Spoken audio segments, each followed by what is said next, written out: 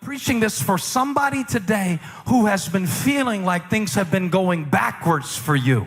The thing about it is, when God shows you a new grip called grace, for a little while in your life is harder for you because you're used to controlling things and manipulate things. And when you get something new, have you ever noticed if you get something new, even if it's better at first, it gets on your nerves because you don't know how to use it? And the temptation for us is, watch this, God will do a new thing in our life, and He'll be teaching us to forgive, and He'll be teaching us to get over offenses, and He'll be teaching us to trust Him, and He'll be teaching us to find different ways to connect to joy, and He'll be teaching us to not be so fake, and He'll be teaching us not to live by our feelings. But then we look at what He fixed on our grip, and we see our shot going so far over the fence, and I wonder if I would actually be better off doing it the old way than the new way. So I go back instead of moving forward into better. He said, you can't go back. You have something better. Better.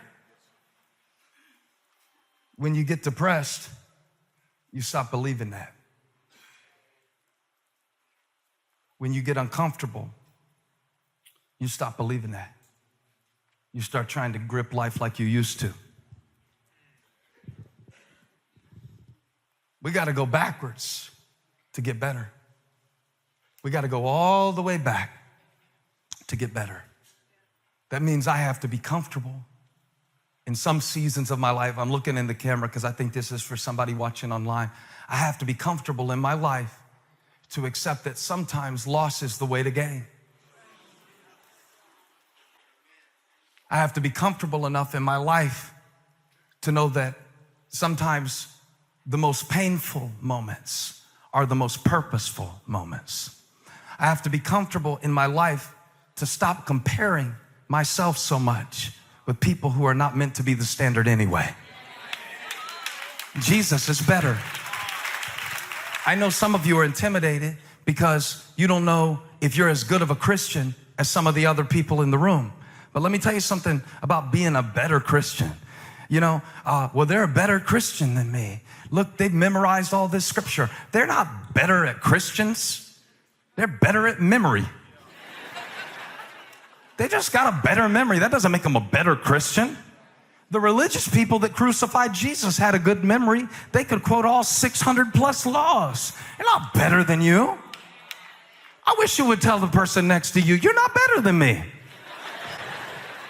Not when it comes to my purpose. See, better is relative to purpose. Can I preach this? So I walked into Guitar Center and I asked Jamie behind the counter, which one is better? I was buying software for Elijah to make beats. Which one is better?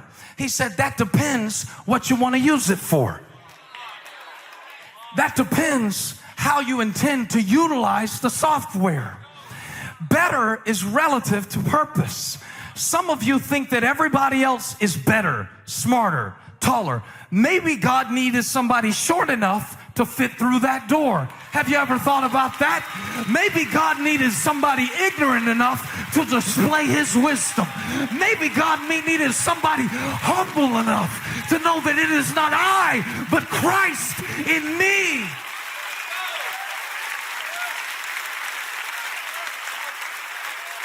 And besides, if Jesus Christ walks in this room, none of us are going to have any fashion show to put on. None of us are going to roll out our righteous deeds. We all have sinned and fallen short of the glory of God.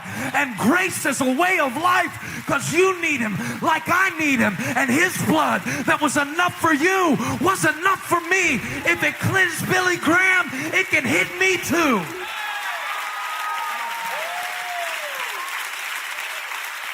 Because He's better. Because He's better. And the fact that He's better doesn't mean that sometimes life won't get worse. So we need a new definition of better. What if better is not always higher? What if better sometimes is deeper? What if better is not always a feeling? What if it's more like a foundation? What if better is not always what God is doing for you, but sometimes it's what he's doing through you? They couldn't recognize Jesus when he came in the form of a baby because they were waiting for something better. They couldn't recognize Jesus when he was led away silently and didn't say a word before his accusers, because if he's really the Son of God, he should say something and come down. They expected better. And is it possible that better is right in front of us and we don't even recognize it, so we don't receive it? You know what? Some of us are so used to bad that we reject better when it comes.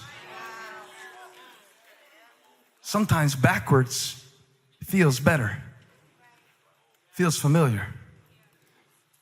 Sometimes we'll go back to bad relationships because they feel better. Oh, I'm preaching now. It got quiet. When backwards, I called the sermon When Better Feels Backwards, but what about when backwards feels better? I think I'll just go back to this. I think I'll just go back to that. I think I'll just quit trying at this. I think I'll use my old grip. I'm tired of waiting on. That's what happened to Abraham, by the way.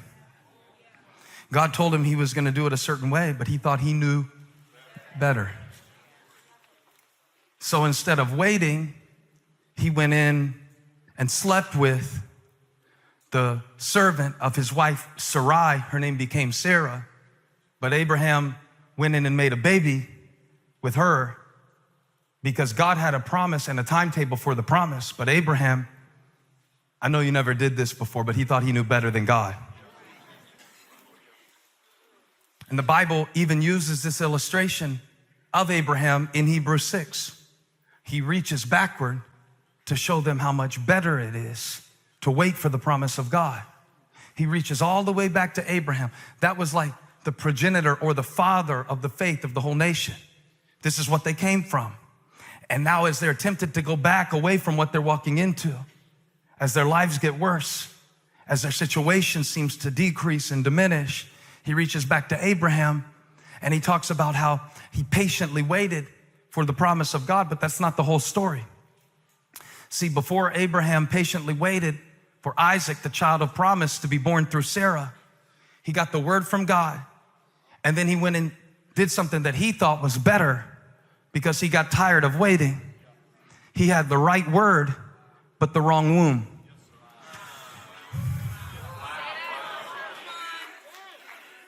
And so he went in. Now, I know why he did this.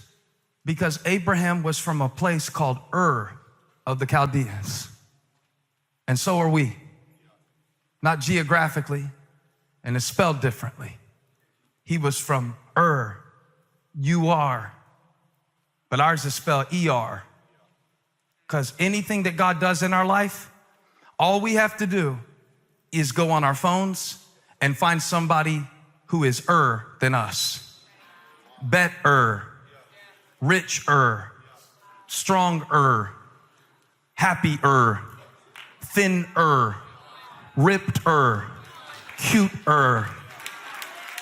This is the one that'll break your heart. You think your kids are smart, and then you get around some other kids, and you realize that your kids, by product of comparison, were better than their 3-year-old brother, but around the same age kids, it's always this temptation. You don't have to do anything but flip on a commercial, and they will be pulling you back to the land of Ur. It's better. It's better. And there are things in your life right now that you're like, it'd be so much better if. Would it really? Are you sure? Yeah. If I was famous, that would be amazing. I would be significant. If people knew my name. Oh, really? That would be better? You never saw a celebrity commit suicide? Are you sure it would be better? Is that what better really is? Well, if I had this amount of money, I wouldn't have any problems. Are you sure about that? You never met a miserable rich person? I can introduce you to a few. It's not like this is new. It's not like it's only for the church here in Rome that is being persecuted for their faith. We are all drawn back to the land of of looking around and never feeling really enough and comparing ourselves to things that were never meant to be our standard.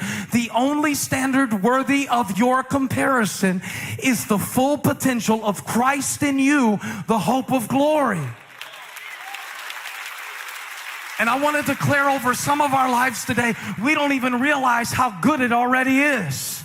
We are forgiven, set free, redeemed, breathing, clapping, walking, talking, examples of the miracle working power of God. I release this over your life. It's already better. You can already rejoice. You can give thanks right now for His goodness.